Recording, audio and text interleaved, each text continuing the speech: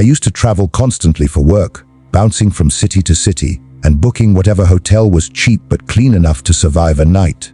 I never cared about fancy lobbies or room service. Just give me a working shower and a bed that didn't collapse.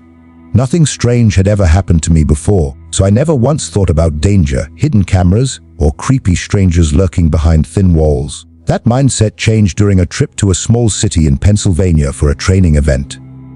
The hotel looked ordinary from the outside, but the moment I stepped into the lobby, something felt dated.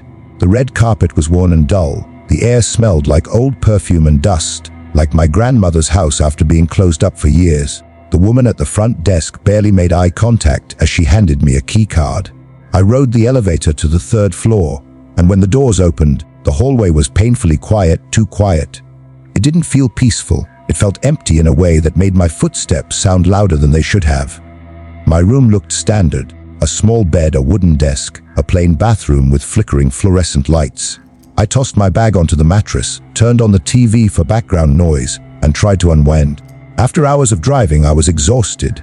I showered, lay back, and let the TV drone on until my eyes grew heavy. Sometime in the middle of the night, I jolted awake to a faint sliding sound across the floor. At first, I blamed the ice machine or maybe someone dragging luggage down the hallway. I was half asleep and didn't want to move. But then I heard it again, softer this time, slower, and right by my door. I switched on the lamp and stared at the bottom of the door. Something small and white was peeking out from underneath. My stomach tightened as I slowly got out of bed and picked it up. It was a folded piece of paper. Inside, written in shaky, uneven handwriting, were only a few words: someone was watching me from inside the hotel. My heartbeat thudded in my ears. I hadn't heard footsteps. The hallway had been silent. I stood frozen in the center of the room, debating whether to fling the door open or barricade myself inside. Instead, I locked the chain and pressed my back against the wall, keeping the lamp on to fight the darkness. Sleep was impossible now. About 20 minutes later, the sliding sound came back. I didn't move, just stared at the gap beneath the door. Slowly, deliberately, another folded paper slipped through, inch by inch, like someone was pushing it with a single finger. I walked toward it, every step heavy, and bent down to pick it up. The second note was worse, far worse. It claimed the person had been inside my room earlier that day, before I even checked in, and that they enjoyed watching people sleep in this hotel. The handwriting was shakier than before, the letters uneven and trembling, like whoever wrote it could barely control their hand. A cold wave of fear spread through my chest. The thought that someone had already been inside my room, walking around, touching things, waiting, felt horrifyingly real. I scanned the room even though I knew I was alone. Still, I dropped to my knees and checked under the bed, opened the closet, pulled back the shower curtain, and even looked behind the desk. Everything was empty. Too empty. When I sat back down on the bed, my mind started racing. Should I call the front desk? It was past 2 a.m. And then a darker thought crept in. What if the person sliding these notes worked here? The handwriting looked unstable, shaky, maybe older or unwell. I tried convincing myself it was just a prank, maybe some bored guest trying to scare people.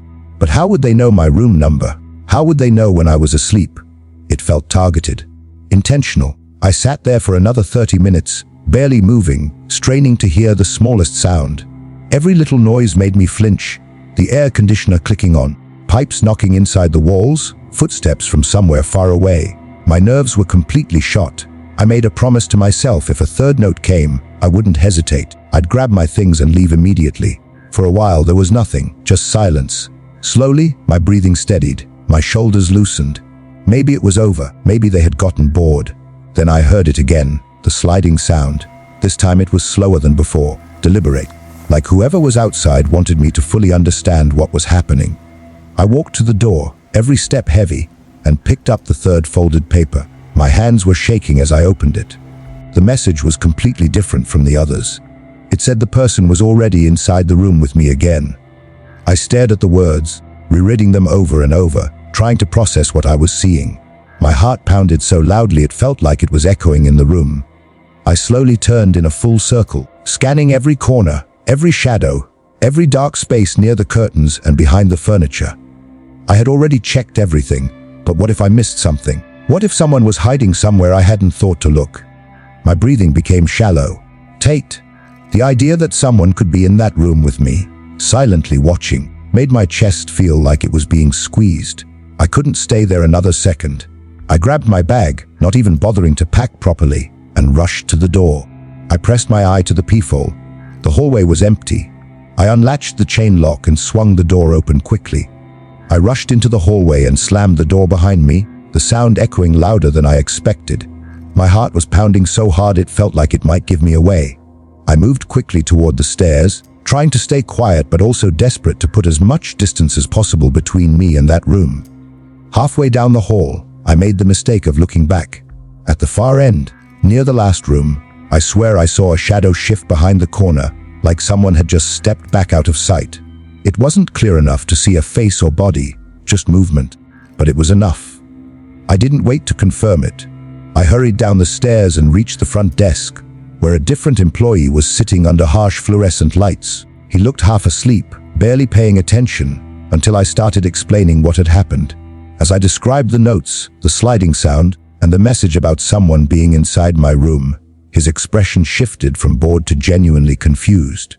He said there were only 3 other guests on my floor, and according to their system, none of them had left their rooms during the night. He offered to move me to another room, or let me check out early without penalty. I didn't hesitate. I told him I was leaving. It was after 3 a.m., but I didn't care. Before I walked out, I asked if someone could check my room with me, just to see if anything was out of place. He grabbed a master key and followed me upstairs. The hallway felt even more unsettling now. When we stepped back into my room, everything looked completely normal. The bed was untouched, the bathroom dry, nothing obviously disturbed. For a second, I felt ridiculous, like maybe exhaustion had gotten to me. Then I noticed the window. The latch was broken. Not old and rusted, freshly damaged, like it had been forced recently. The employee went quiet. He leaned closer, examined it, and nervously suggested that maybe someone from outside had gotten in earlier. His tone didn't sound convincing. It sounded like he was trying to close the situation quickly. That was enough for me. I grabbed my bag and left the second he stopped talking. I drove 20 minutes to another hotel and checked in there. I barely slept. Every small sound made me sit upright in bed. The next morning, I called the original hotel to ask if they had found anything else. Any camera footage, any reports, anything at all. They told me nothing unusual showed up. No one was seen near my room. No other guests reported problems. They acted like the entire situation was just some strange misunderstanding. But I didn't believe them. Something about that place felt wrong. I can still remember the sensation of being watched from just outside my door. And what haunts me most is that third note, the one claiming the person was already inside the room again. That's the part that never made sense. I had checked everywhere. There was no one there. Yet the broken window latch tells a different story. It makes me think whoever was doing this had access before I even arrived. Maybe they'd been coming and going for days. Maybe they knew the blind spots in the cameras. Maybe they knew exactly how to scare someone without ever being seen. I never went back to that hotel, and I never will. I stopped at a hotel in Virginia during a long overnight drive to visit family because I was simply too exhausted to keep going. It was close to midnight, the kind of hour when your thoughts get foggy and your reactions slow down. The hotel looked plain but reasonably clean from the outside, nothing special, just a basic roadside place with a faded sign and harsh white lights over the entrance. The parking lot had only a handful of cars scattered far apart, and most of the building was dark, as if entire sections were empty. That alone should have made me think twice. When I walked into the lobby, the man at the front desk barely looked up from whatever was on his computer screen. No greeting, no small talk, just a silent hand reaching for a key card. His lack of interest felt strange, but I brushed it off as end of shift exhaustion. I took the elevator to the 3rd floor, and when the doors opened, the hallway lighting was dim and slightly yellowed. Every single door I passed had a "Do Not Disturb" sign hanging from the handle. Not one or two, almost all of them. It felt less like privacy and more like avoidance. Definitely the kind of hotel people stay in only because they have no better option. My room was at the very end of the hallway. The walk there felt longer than it should have. When I unlocked the door and stepped inside, everything looked normal at first glance, but something about it felt off. The lamp on the nightstand was slightly tilted, like it had been bumped. One of the dresser drawers wasn't fully closed. The blanket on the bed had a faint wrinkle near the edge, as if someone had just stood up from sitting there. It wasn't messy enough to complain about, but it wasn't perfectly reset either. It looked like housekeeping either rushed through the room or skipped details entirely. I dropped my bag on the chair, turned on the TV for background noise, and tried to settle in. But once I got into bed, I couldn't stop thinking about the little things. The crooked lamp, the half-open drawer, the wrinkle in the blanket. The front desk clerk hadn't mentioned housekeeping schedules or recent checkouts. The hotel felt too empty, too quiet. I told myself I was just overtired and overthinking. Eventually, I drifted off. I don't know how long I had been asleep when I woke up to a faint sound. At first, I thought it was part of a dream. Then I heard it again. My doorknob was turning, slowly. The sound was subtle, metal shifting carefully, like someone testing it with extreme caution. For a split second, I blamed the air conditioner or plumbing in the walls. But then the handle gave a soft, deliberate click. Not random, not accidental. It sounded like someone gently trying the lock, making sure not to wake whoever was inside. I froze. The room was dark except for the blue glow from the TV screen I had forgotten to turn off. My eyes stayed locked on the door, watching the handle, waiting to see if it would move again. I saw the shadow of the door handle shift ever so slightly. Someone, definitely someone, was outside trying to open it. I froze, every muscle locked, waiting for the next sound. A few seconds passed, then silence. I told myself it was nothing, just the building settling. But then it came again. Different this time, a faint scraping, metallic and deliberate, like a key sliding into a lock. My stomach dropped. That made no sense. Only staff was supposed to have keys to rooms. The key turned slowly in the lock, yet the door didn't open. A thin sliver of hallway light slipped through the gap. Then, gently, the door pushed forward once, testing the resistance, before stopping abruptly. I strained to hear a voice, any movement, but there was nothing. Finally, the door creaked softly closed again, as if whoever it was had silently walked away. I stayed awake for nearly an hour, straining my ears for footsteps, any sound in the darkened hallway. Nothing came. My mind raced. Maybe a staff member had confused my room with another, realized the mistake, and left. I tried to calm myself, relocked the door, and sank back into the bed, letting exhaustion pull me under. Fast forward to exactly 20:15 a.m. I remember the time because it's burned into my memory. I woke again, but this time the sound wasn't outside the door. It was subtle, almost imperceptible at first. A soft rustling, coming from somewhere inside the room itself. My heart slammed against my ribs as I realized, with sudden, chilling clarity, that I was no longer alone. Someone or something was inside with me. I was terrified to move, to even sit up, but something inside me forced my body forward. The rustling stopped the instant I looked. My eyes, straining in the dim light from the TV, caught the faintest hint of a shadowy figure, barely there, almost blending into the darkness, hovering over my bag in the corner. My voice cracked as I whispered, "Who's there?" A deep, calm man's voice responded, "It's housekeeping, sorry, I'll leave now." I couldn't even process what to say. My mind froze.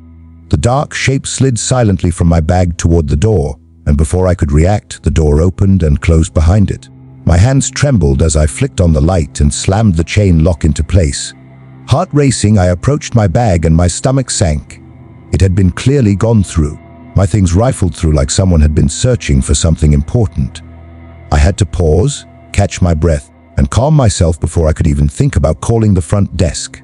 When I did, I explained shakily, still trying to process, that someone with a key had broken into my room and gone through my belongings. The front desk employee insisted that no housekeeping staff was supposed to be there. I didn't argue. I grabbed all my stuff, practically running to the lobby, where I called the police and demanded they check the surveillance footage. When the officers arrived, the front desk worker finally cooperated. On the video, a large, imposing man moved down the hall with unnerving, deliberate step, stopping at my door multiple times before finally sliding a key into the lock and entering my room. The clerk admitted the man didn't work there. Somehow, he had stolen a master key. I got my money back and fled the hotel immediately, driving another half hour before finally forcing myself to sleep in the car. That night left a permanent mark on how I see hotels. I still think about what could have happened, and I sometimes wonder if I could have pressed charges against the hotel for negligence or endangering a guest. But I never pursued it. Now, I just try to block it out and move on, though the memory lingers, sharp and unsettling, like a shadow that never quite disappears.